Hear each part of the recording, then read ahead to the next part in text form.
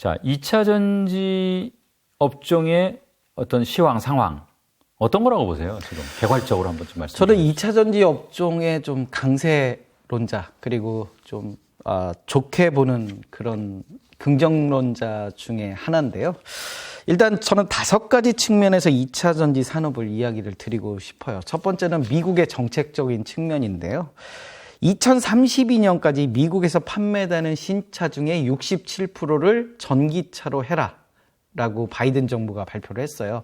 물론 67%가 너무 높은 거 아니야? 라고 말하는 경우들도 있고요. 작년 말 기준으로 미국의 신차 중에 전기차의 판매 비중은 6%예요. 그러면 9년 동안 11배 정도 시장은 성장을 할 수밖에 없겠다. 두 번째로는 전고체 배터리에 대한 발빠른 개발 추세다. 원래 2030년 이후에 개발을 하겠다, 발표하겠다라는 그 계획들을 그 전고체, 꿈의 배터리라고 하잖아요.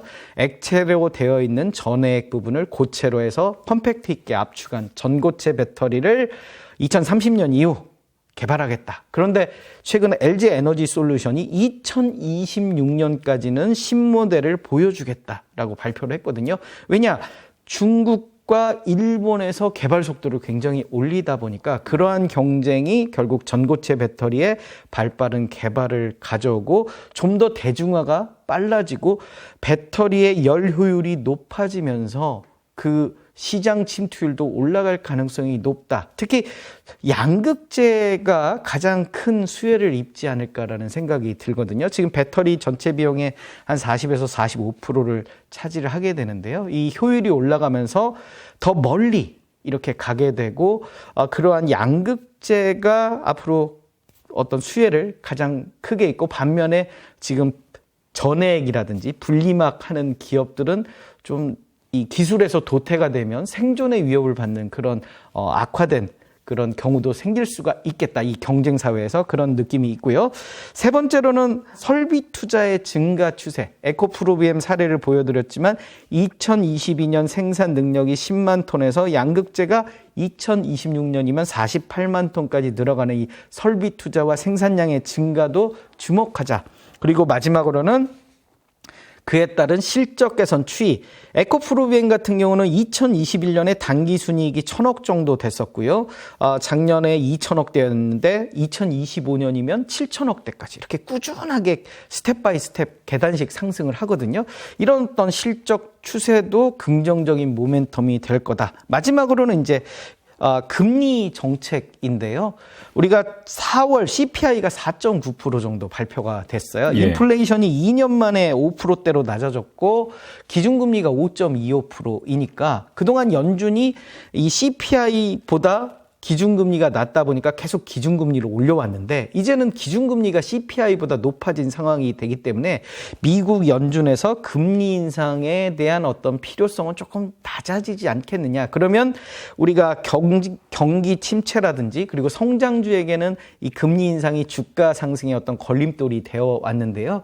이런 부분들이 좀 완화되면서 성장주의 주가 상승을 가로막는 부분들은 좋아지지 않겠느냐라는 기대감이 있어요. 1년 후 CPI는 한 4.4%, 3년 후 한 2.9% 정도 예상을 하니까 내년 한 하반기부터는 점진적으로 금리 인하도 좀 기대해 볼 수 있는 그런 부분들이 이어지지 않겠느냐. 그래서 인플레이션이 좀 완화되고 그러면 아무래도 성장주에게는 금리 인상이라는 이런 부분들이 완화되면서 좀 긍정적인 모멘텀이 되지 않겠느냐라는 5가지 측면으로 말씀을 좀 드립니다.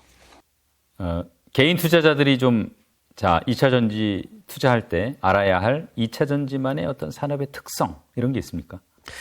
일단 그 2차 전지 산업에 대해서 우리가 좀 이 세세계 그 기업의 어떤 특징이라든지 그 업종의 어떤 이 내용이라든지 이런 걸 파악하는 것도 좋은데요. 저는 개인 투자자라면 심플하게 그냥 실적만 보고 그 주요 업종들의 어떤 실적 개선이 뚜렷한 그런 섹터들을 좀 보셨으면 좋겠다. 그래서 음극재, 양극재, 분리막, 전액 이런 부분들 중에 저는 양극재에 조금 더 집중하시면 좋지 않겠느냐. 아무래도 실적 개선세가 여러 그 섹터들 중에 가장 좀 높은 부분이 있거든요. 그리고 양극재와 음극재가 2차 전지 어떤 주된 메인 모멘텀이기 때문에요. 그 부분에 좀 더 집중을 해서 투자를 해보시면 좋겠다라고 말씀을 드려요. 실제로 이제 개인 투자자들이 양극재 기업에 투자를 많이 했으니까 그 뭐 잘한 거네요. 결국 실적의 차이라고 보거든요. 실적 예측치가 꺾이지 않고, 그러니까 뭐 다른 음극재라든지요, 분리막이라든지 이런 업종들은 실적이 한번 꺾이기도 했거든요. 그런데 꺾이지 않고 꾸준하게 올라간 그런 섹터가 양극재이기 때문에 그런 부분들이 결국 시장의 모멘텀을 끌고 가지 않았나라고 저는 생각을 합니다. 국내 양극재 업체들 실적 수치를 기반으로 좀 자세하게 좀 분석을 좀 해주셨으면 좋겠습니다. 에코프로비엠 보시면 2022년 작년도에 2,300억 정도, 그리고 2025년에 7,300억 정도인데 PER은 한 30배 정도 이렇게 보여지죠. 그래서 우리가 2019년부터 한 번도 실적이 꺾이지 않아요. 7년 동안. 그래서 이런 업종이 제가 1편에서 있겠냐 했지만 이렇게 실적이 꾸준하게 꺾이지 않는 아주 좋은 기업이죠. 그리고 2022년에 실적이 4년 동안 굉장히 급등을 했지만 2025년을 놓고 보면 아직도 더 가야 될 길이 보이는 거죠. 다만 이제 올해 실적 기준으로 PER을 보면 한 60배 정도 되는 거죠. 12개월 선행으로 보면 상당히 좀 높은 수준이 아니냐라는 부분들이 이제 많이 공격을 받는 부분이고요. 근데 그 성장 기업은 보통 저희가 고 PER에 사서 저 PER 때 팔아라 이런 또 격언도 있지 않습니까? 그렇죠. 그러니까 그 PER이 전년도 실적 기준으로 이야기를 하니까 고 PER이 되는 거고요. 향후 실적으로 놓고 보니까 저 PER이 되는 거거든요. 근데 저는 그 실적을 기준으로 한 PER을 2025년 실적 기준으로 판단을 해보자라는 거죠. 그래서 한 30배 정도 지금 PER이 되어 있는데요. 네. 보통 30배 정도면 고평가다라고 버블이다라고 논하기엔 조금 애매한, 약간 좀 올라있다 이 정도가 될 것 같아요. 그래서 지금 상황에서 저는 한 PER이 한 25배 이렇게 떨어져 버린다면 굉장히 공격적으로 한번 투자해 볼 수도 있겠다라고 생각을 하고요. 우리가 급등을 하고 급락을 하는 건 어떻게 보면 급등주의 필연적인 그 숙명이거든요. 근데 60일선에 지금 걸쳐 있거든요. 보통 급등하고 급락을 하다가 이동평균선 부근에 수렴을 하게 되는데요. 이 이동평균선을 지키지 못하면 120일선까지 떨어지기도 하고 그러는데 지금 봐서는 한 60일선을 지키면서 7월 말에 실적 발표를 2분기 하잖아요. 그래서 2분기 실적 발표 결과에 따라서 시장의 컨센서스를 일치를 한다면 주가는 그 다음 반등을 한번 모색할 수 있지 않을까라고 생각을 해요. 예. 포스코 퓨처엠 실적을 보더라도 작년도에 1,100억대의 이 단기 순이익을 거뒀는데요. 2025년에는 7,200억 정도. 그래서 PER은 한 33배 정도 지금 보여주고 있어요. 그러니까 에코프로비엠과 포스코 퓨처엠의 2025년 실적 기준은 한 30배 내외 이 상태인 거죠. 반면에 이제 LNF 같은 경우는요. 우리가 전년도에 2,600억대인데 올해는 조금 실적이 꺾여요. 2,100억대. 이런 부분들이 주가를 상대적으로 좀 다른 에코프로비엠이라든지 포스코 퓨처엠보다 급등하는데 좀 상대적으로 소외된 부분이 아닌가 싶고요. 다만 2025년도에 6,700억 정도의 단기 순이익을 거둔다라고 예측을 한다고 보면 지금까지 소외된 부분이 어느 정도 실적이 그만큼 받쳐준다면 눈높이를 맞추지 않겠느냐라는 기대감도 있거든요. PER 같은 경우도 2025년 실적 기준으로는 한 12배에서 한 13배 정도 되다 보니까 상대적으로 그동안 많이 안 올랐거든요. 그래서 결국은 실적이 어느 정도 이제 받쳐준다면, 그래서 내년 이후에 실적이 이렇게 개선되는 폭을 보여준다고 하면 가장 많이 눈높이를 맞출 가능성도 있다라고 실적만 놓고 봐서는 그렇게 말씀을 드릴 수가 있고요. 이게 대접을 지금 좀 허락해 받는 이유가 단기 순이익이 줄어드는 것 말고 뭐 다른 이유도 있습니까? 뭐 배터리 아저씨가 나오셔가지고 상대적으로 뭐 테슬라향 뭐 이런 말씀도 하시는데요. 저는 실적만 놓고 봤을 때는, 그러니까 정성적인 얘기는 뭐 논외를 하고요. 그냥 수치적인 얘기를 강조를 드리자면 지금 당장은 약간 좀 올해 실적이 좀 낮아지면서 소외되긴 하지만 2, 3년 후에 실적 개선 추세를 본다면 눈높이를 좀 그래도 맞출 가능성이 있지 않겠느냐라는 기대감을 하고요. 네. 우리가 2차 전지 기업들이 모두 다 올랐을 거라고 예상을 하지만 솔브레인 같은 경우는 올해 좀 소외가 됐어요. 우리가 실적치를 보면 2022년에 1,600억대인데 올해 1,500억대고요. 2025년대는 한 2,000억 정도. 그래서 상대적으로 실적의 증가폭이 조금 미미해요. 그런 부분들이 2차 전지 이 화랑세에서 상대적으로 조금 소외되는 그런 이슈들을 낳게 되는 거거든요. 솔브레인은 이게 전해액 업체인가요? 그렇죠. 전해액과 뭐 반도체 관련 이런 사업들을 하고 있는데요. 아무래도 이런 실적의 폭발적인 성장세가 뒤따르지 못하니까 뭐 PER도 물론 낮긴 합니다만 어떤 관심을 못 받는 그런 원인이 되었다라고 말씀을 드리고요. 우리가 LG화학 같은 경우도 그 다음 페이지에 있는데요. 양극재 사업들을 최근 많이 하잖아요. 네. 그래서 신문 발표를 최근에 했는데요. 2022년에 4.7조 원, 그러니까 4조 7천억 원이죠. 그 정도의 매출을 했는데 2030년에는 이 전기차 관련해서 2차 전지 관련해서 30조 원까지 늘리겠다라는 발표를 했어요. LG화학이 조금 보수적으로 발표한다고 이렇게 시장에 많이 알려져 있는 기업인데요. 네, 그래서 어찌됐든 성장성이 굉장히 폭발적으로 한 8년 후에 늘어난다라고 자체 발표를 했고요. 그에 따라서 우리가 그 실적 예측치를 보더라도 작년도에 1조 8천억 정도의 당기 순이익이었는데 2025년이면 6조 정도. 이렇게 실적 개선이 이루어지거든요. 그래서 이런 부분들이 결국 주가를 향후에 끌어올리는 어떤 동력이 될 것이다라고 저는 예상을 합니다. 자, 이제 양극재 업체 봤고요. 셀 기업도 좀 별도로 좀 분석을 해봤으면 좋겠거든요. 우리가 그 양극재 기업도 봤는데요. 배터리 셀 기업만 2개 정도 더 체크를 해볼까요? 삼성 SDI하고요. LG 에너지 솔루션인데요. 삼성 SDI 같은 경우는 상대적으로 그 배터리 셀 기업 중에 설비 투자 금액이 조금 상대적으로 적어요. 그러다 보니까 매출액과 당기순이익 상승폭이 조금 LG 에너지 솔루션보다는 좀 보수적인 그런 면이 있거든요.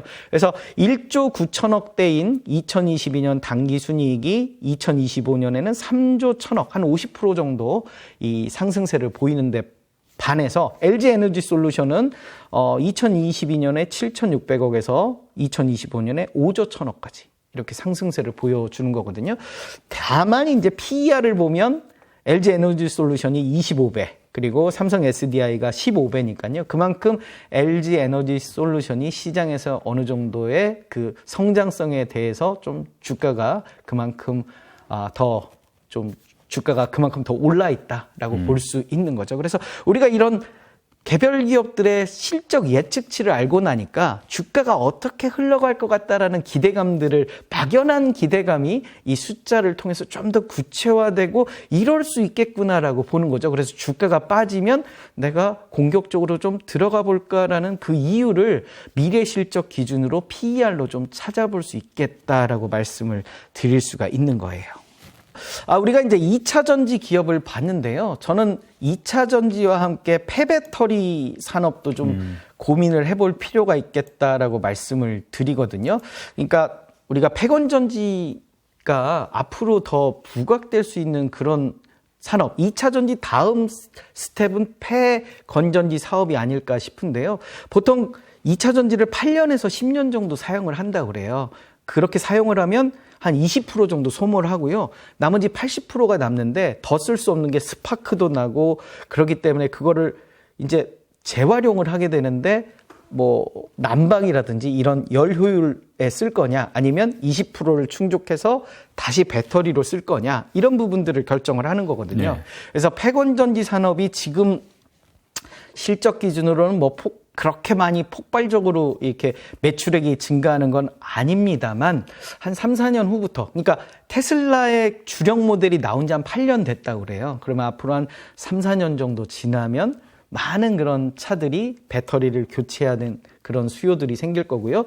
우리가 대표적인 폐건전지 기업인 성일 하이텍의 그 실적을 보면 2022년에 392억이던 당기순이익이 올해는 한 290억. 그러면 성장성이 약간 정체를 보이잖아요. 그리고 이제 2025년에는 719억이니까 앞으로 2026년, 2027년 실적은 그 2025년보다는 좀 증가하는 그런 모습들을 보이지 않을까라는 기대감을 가지고 있습니다. 양극재는 뭐 현재로서는 사실상 경쟁자가 중국밖에 없다고 보이는데 이 중국의 기술력을 놓고는 뭐 여러 가지 평가가 있는 것 같습니다. 우리 작가님은 뭐 인산철 배터리에 대해서는 뭐 어떻게 생각하십니까? 저는 이제 공생관계라고 생각을 하거든요. 예. 우리가 그 인산철 배터리를 너무 하대할 필요도 없을 것 같고요. 결국은 우리 기업도 인산철 배터리를 만들어야 되는 상황이 올 것 같거든요. 그러니까 중국의 배터리는 수준이 낮고 우리의 배터리는 고퀄러티고 그러면 모든 생산의 상품들이 고퀄러티만 쓸 거냐? 그건 아니라고 보거든요. 그래서 분명히 그 인산철 배터리에 경쟁력이 있는 부분이 있을 거라고 생각이 들거든요. 첫 번째로는 이게 철을 쓰기 때문에 이 상대적으로 좀 이 원자재 비용이 절감되는 그런 부분들이 있거든요. 그래서 보통 인산철 배터리가 한 30% 정도 저렴하다고 그래요. 대신 이제 좀 이 성능이 떨어지고 무거워서 속도도 안 나고 외면을 받았는데요. 지금 그 중국에서 만들고 있는 그 인산철 배터리를 활용한 그 전기차가 400km 한 번 충전에 400km까지는 갈 수 있다고 그래요. 그리고 CATL이라든지 BYD가 이 인산철하고 우리 NCM이라고 하죠. NCA 이런 그 배터리의 기능들을 일부 옮겨와서 상당히 성능을 높이고 있다. 에너지 밀도도 높여가고 있는 그런 추세라서요. 중국의 기술 개발 이런 부분들을 넉넉히 있을 수는 없고 우리도 지금 발표를 했어요. SK온 같은 경우는 올해 그 인산철 배터리를 모델을 내놓겠다라고 하고요. LG 뭐 측도 한 2025년, 2026년이면 좀 내놓겠다 이렇게 했는데요. 좀 영역이 다를 것 같아요. 그러니까 저렴한 섹터들, 예를 들면 선박에 들어가는 뭐 그런 부분이라든지, 그 다음에 에너지 저장 장치 이런 부분들에 대해서는 상당히 좀 비용을 낮춘 그런 부분들이 필요할 것 같고요. 또 저렴한 자동차 부분에서는 뭐 일반 대중들이 이용할 수 있는 저렴한 그리고 먼 거리를 가지 않는 그런 차들도 필요할 거잖아요. 그런 부분에 있어서는 저는 분명히 이 인산철 배터리의 필요성이 있다라고 생각이 들기 때문에 우리 기업이 결국은 인산철 배터리도 만들게 되지 않겠느냐. 그래서 좀 이 기술력이 있는 NCM이라든지 이런 부분에는 초격차를 좀 유지를 하고요. LEP 부분에서는 LFP죠. 그 부분에 있어서는 중국과 좀 경쟁하는 그런 상황이 되지 않을까라고 생각이 들어서 우리가 저 인산철 배터리에 한계가 있음에도 불구하고 결국은 우리가 양쪽의 그 배터리를 생산을 하면서 이 경쟁력을 키워가지 않을까라는 생각을 합니다. 그래서 결국은 양극재 기업들에게 좋은 일들이잖아요. NCM이든지 뭐 LFP든지 다 양극재에 대한 이야기들이니까요. 그래서 양극재 기업들의 어떤 이런 생산량 증가 이런 부분들을 기대할 수 있는데 지금 당장은 조금 어려운 게 이게 같이 섞여서 이 생산을 할 수는 없다고 그래요. 그래서 우리가 이제 이 지금 당장은 NCM에 좀 집중하고 NCA나 뭐 이런 부분에 집중을 하겠지만 긴 호흡으로 본다면 이 인산철 배터리에 대한 생산도 하게 되면서 그 부분에 있어서는 중국과 치열한 경쟁을 하지 않을까. 다만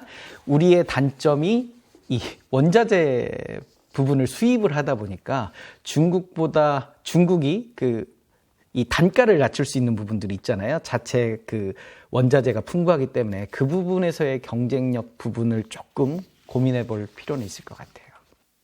지금 이제 소재로 가면은 사실은 뭐 양극재, 음극재, 분리막, 전해질 정도로 구분을 하는데 이제 키가 양극재니까 이제 양극재 중점적으로 살펴봤고요.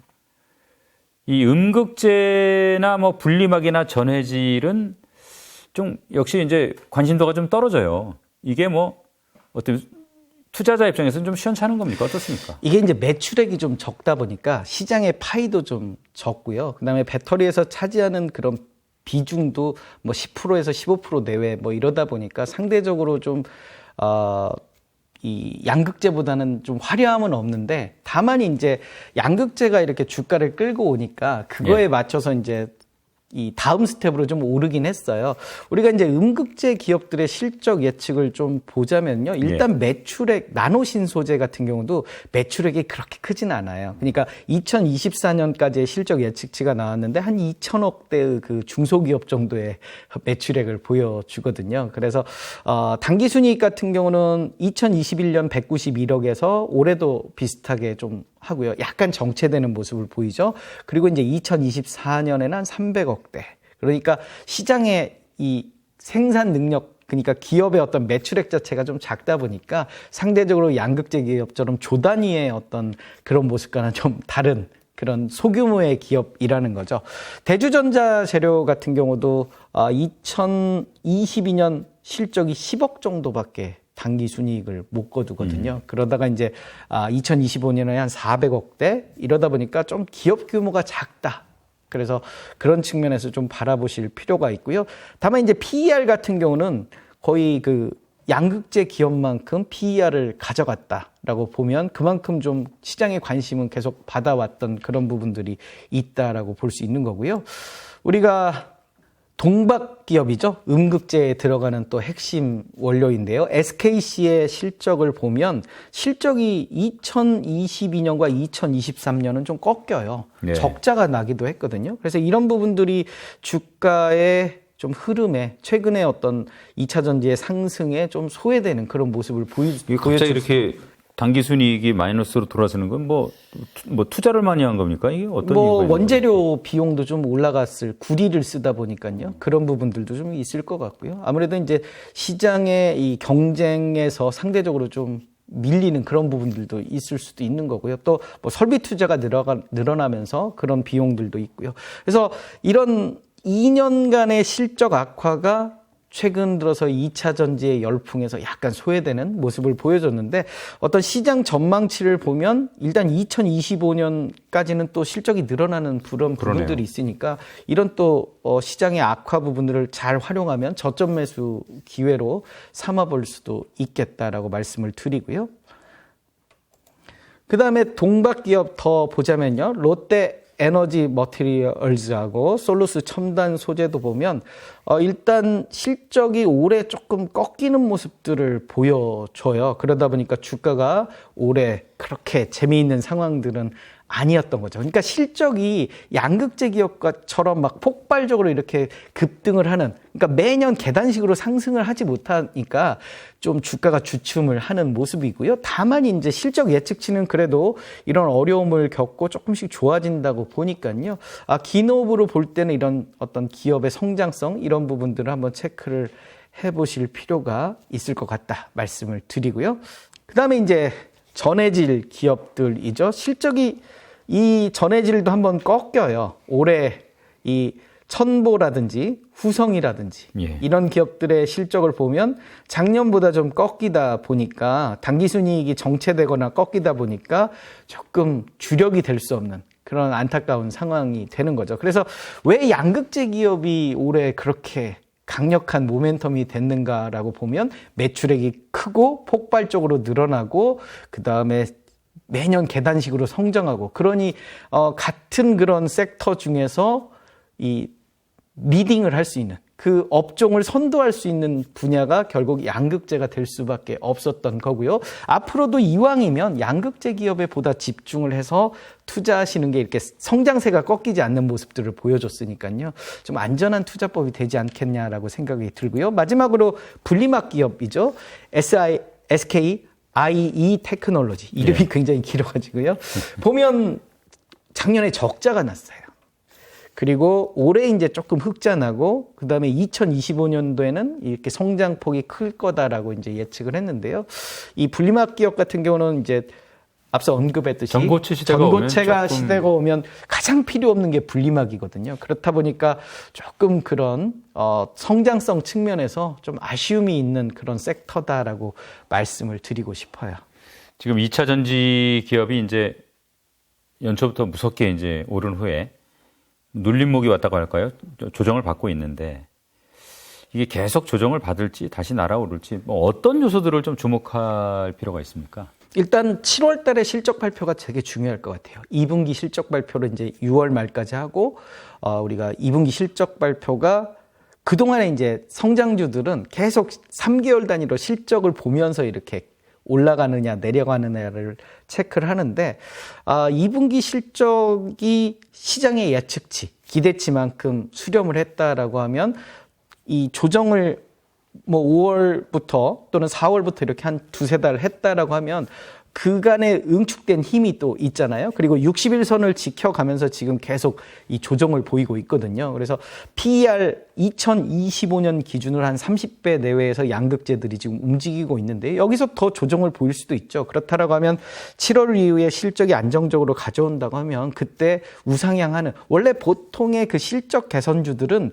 뭐 한 달, 두 달 이 주가를 놓고 보면 되게 지지부진하거든요. 이렇게 횡보를 하거나 옆으로 가거나 계속 그러다가 한 1년 정도를 놓고 보면 꾸준하게 우상향하는 모습을 보이거든요. 그런데 올해 이제 좀 특이하게 2차 전지가 과도한 쏠림 관심을 받으면서 단기간에 에코프로 같은 경우는 급등을 하면서 이 뭐 과열 논란을 좀 가져왔잖아요. 그러니까 원래대로 한다고 하면 이렇게 뭐 분기당 10% 20% 이렇게 상승하면 하되 1년을 놓고 보면 한 3, 40% 이렇게 상승하는 이런 모습들이 사실 가장 좀 좋은 모델인 것 같고요. 그래서 주가가 어느 정도 하방 경직성을 가질 거다. 그러니까 하락을 하더라도 2025년도에 실적 예측치가 있기 때문에 그렇게 일반적인 테마주처럼 급락을 하고 이런 경우보다, 그러니까 대외 변수가 악재가 있으면 급락을 할 수도 있지만 일반적인 경우라면 좀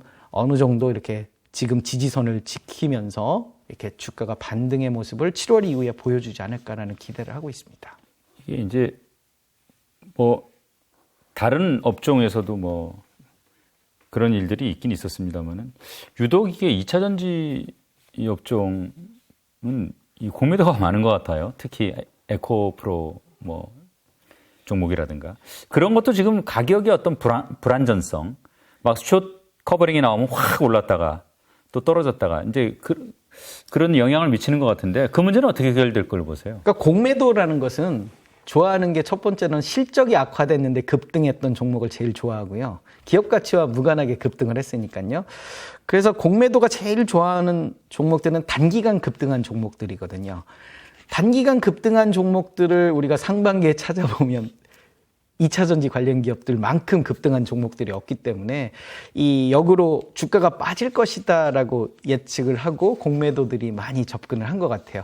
우리가 불과 한 달 전 정도만 하더라도 이 양극재 기업들의 PER이 2025년 실적 기준으로 50배가 넘었었거든요. 그렇다면 단기 과열 구간이었을 것 같고요. 그런 부분에 의해서 어찌 보면 공매도 측에서는 당연한 그런 투자 전략을 했을 것 같고 우리가 이제 동학개미 이슈들이 있으면서 잘 버텨낸 부분들도 있는데 예. 앞으로 이제 주가가 급등하면 급등할수록 단기에 급등하면 급등할수록 분명히 그 공매도의 투자 전략들은 계속 들어오지 않을까라는 생각은 들어요. 그래서 이 공매도가 어느 정도 들어오면서 주가 조정을 계속 일으키는 원인들이 좀 되지 않을까. 네, 그래서 공매도가 이제 아예 뭐 벗어나서 예를 들면 공매도와 우리 그 동학개미와의 싸움들을 뭐 계속 뭐 할 것이다 이런 말씀도 하시는데 공매도들은 주가가 올라가면 올라갈수록 계속 이 투자 차익을 노리는 그런 투자 습관을 할 거다. 우리가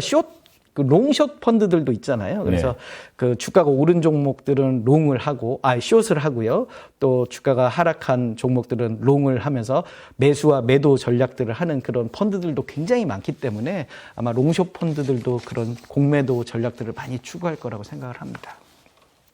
이 2차 전지 산업이 이제 시대를 만난 건 좀 분명해 보이고요. 이게 주도주일수록 또 경쟁이 과거에 보면 격화되고 결국은 이제 뭐 진품하고 짝퉁이 한가람이 나더라고요.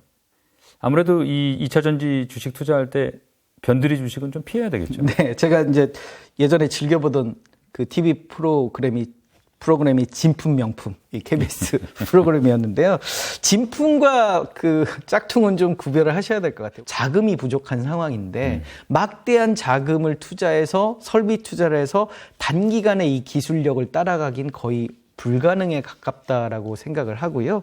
그리고 기존의 지금 시장을 선도하는 기업들도 상당 기간 적자를 면치 못했어요. 그래서 한 10년 정도 막 적자를 이어가다가 이제 빚을 보는 건데 지금 들어가서 한 10년 후까지 그 수익이 날 때까지 버틸 수 있을까라는 측면에서 저는 지금 당장 그 진출하는 기업들은 좀 피하는 게 좋지 않겠느냐. 2, 3년 후에 실적 예측치들이 다 안 나오는 기업들이거든요. 그래서 지금 시장에서 주도하고 있는 주도주 중심, 그리고 2025년 실적 예측치가 나오는 검증된 기업 중심으로 투자하는 게 가장 안전한 투자다라고 말씀을 드려요. 그러니까 지금 말씀하셨듯이 뭐 정관 바꿔가지고 2차 전지하겠다 이렇게 공시는 했는데 예를 들어서 이 공시 자체가 진실한 건지 진짜 그걸 할 의지가 있는 건지 또 그 의지를 실현할 기술이나 뭐 자본이 있는 건지 이게 참 가려내기도 참 어려울 것 같아요. 그렇죠. 제가 이제 계속 강조하는 것 중에 하나인데요. 2025년 실적 예측치 숫자가 나와 있느냐. 숫자가 안 나와 있다면 그 정성적인 이야기들, 희망 섞인 이야기들은 나중에 희망 고문밖에 되지 않더라라는 측면에서 좀 검증된 기업 중심으로 이 성장 산업을 집중하는 게 마음 편한 투자다라고 말씀을 드려요. 작가님, 저희가 이제 오늘 2차 전지 자세하게 분석을 했어요. 이 개인 투자자가 사실 이제 작가님 말씀하시기는 뭐 네이버 들어가면 확인하기 편하다 이렇게 말씀을 하셨지만 그러나 이제 여러 가지 판단을 할 때 이 숙련되지 않은 개인 투자자 같은 경우에 개별 종목 분석하는 게 사실 쉽지 않거든요. 맞아요. 네. 그래서 아까 뭐 초두에도 말씀하셨지만은 ETF 투자로 좀 초기에 단련을 하고 개별 종목을 가는 게 좋다고 말씀하셨잖아요. 이 2차 전지 같은 경우에 ETF 투자는 어떻습니까?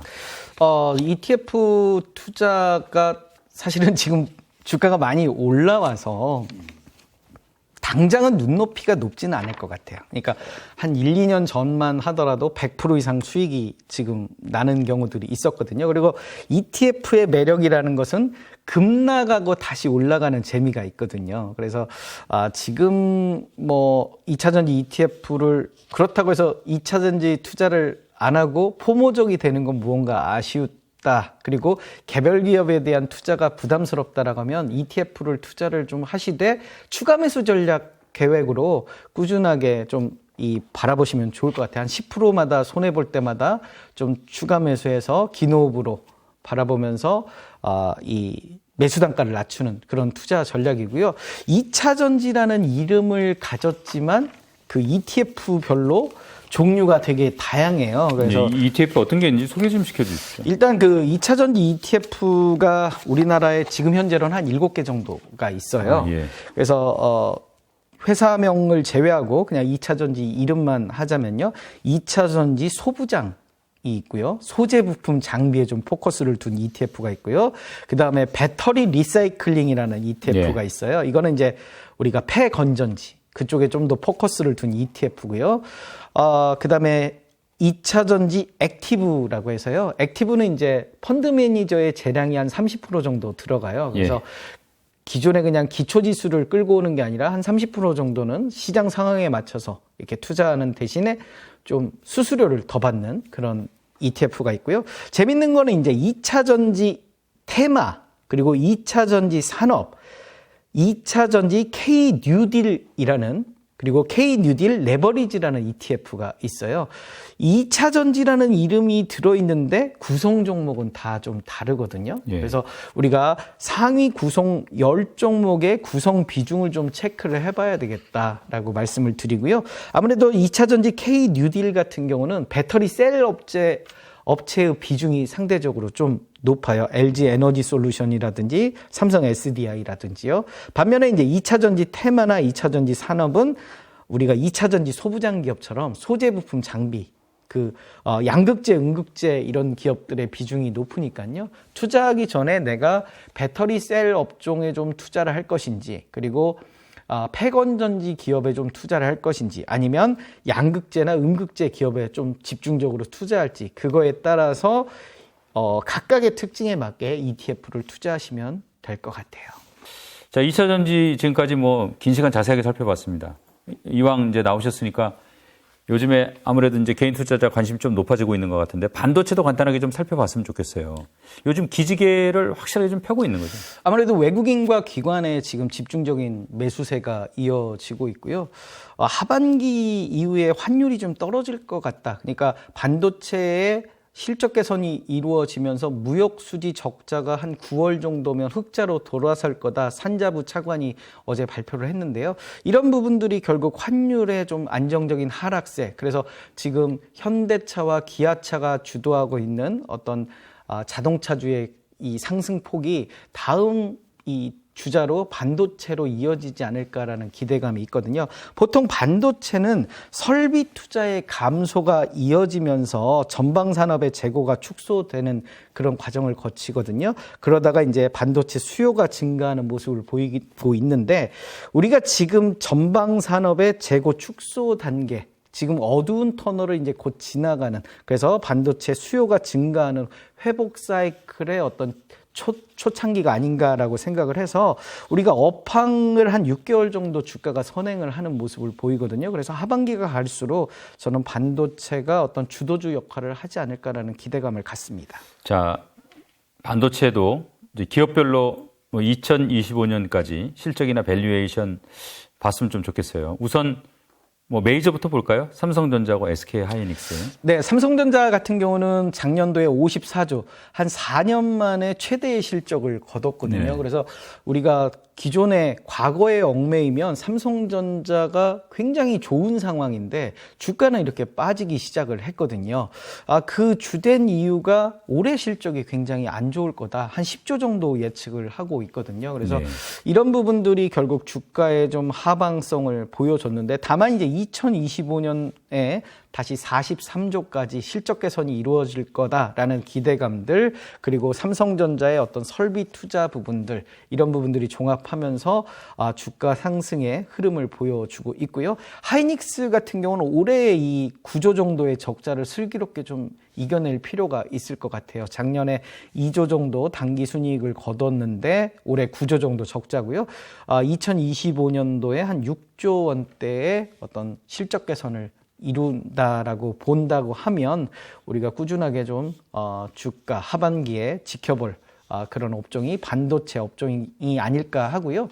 이렇게 그 설비 투자와 실적 개선이 이루어지면 실질적으로 소재 부품 장비주들의 상승폭이 삼성전자나 하이닉스보다 더 크거든요. 기업의 규모가 작다 보니까요. 그러니까 이 경험적으로 보면 삼성하고 SK가 갈 때 보면 이게 시간의 문제지 이제 전후방 기업들 주가가 같이 가지 않습니까? 네. 말씀하신 것처럼 더 좋기도 하고.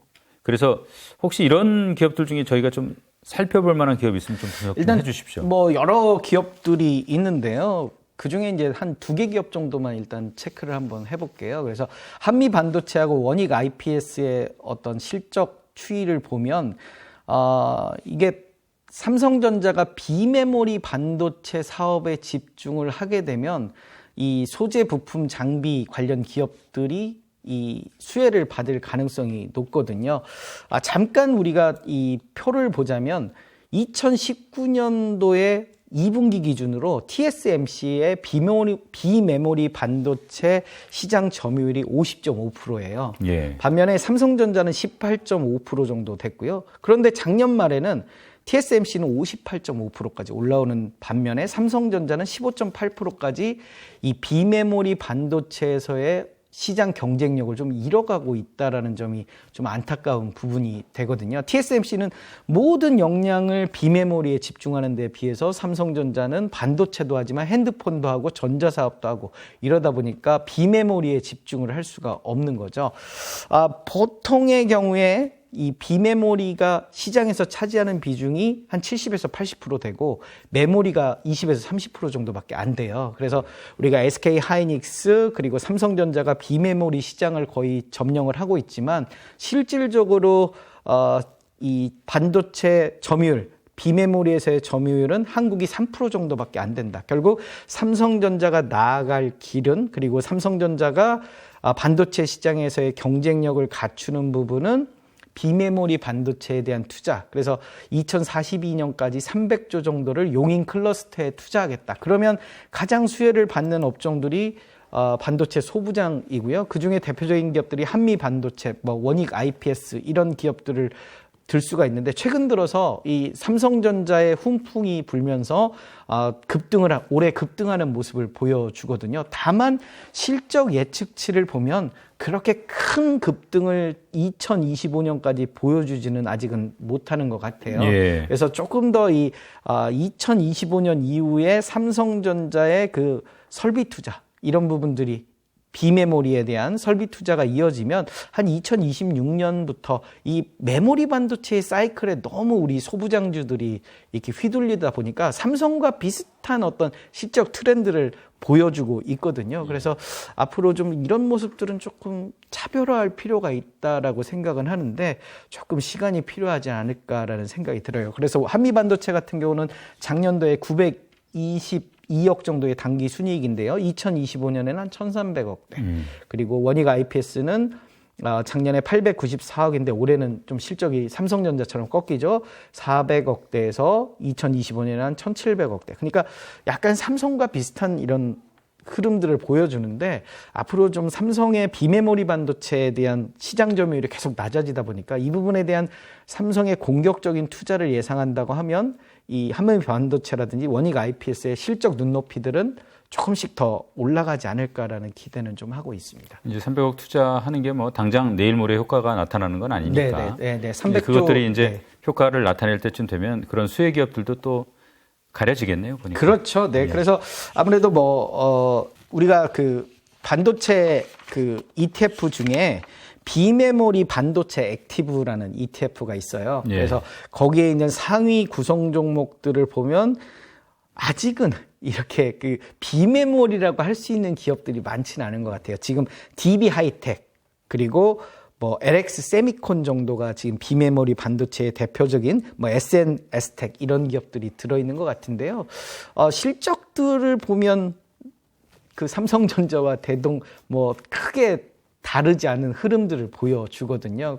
그렇기 때문에 조금은 이 비메모리에 대한 어떤 투자 이런 부분들을 좀 체크를 하고, 삼성전자가 비메모리에 대한 설비 투자를 늘릴 것 같다. 설비 투자는 한 2, 3년 정도 공장을 짓는데 시간이 걸리잖아요. 그러면 우리가 비메모리를 하고 있는 DB 하이텍이라든지, 좀 요즘 실적이 꺾이긴 했습니다만 DB 하이텍이라든지 LX 세미콘, SN S텍 같은 비메모리에 좀 집중하는 그런 팹리스라든지요, 파운드리 하는 그런 기업을 좀 집중할 필요도 있겠다라고 말씀을 드려요. 오늘 장시간 좋은 말씀 고맙습니다. 네, 감사합니다.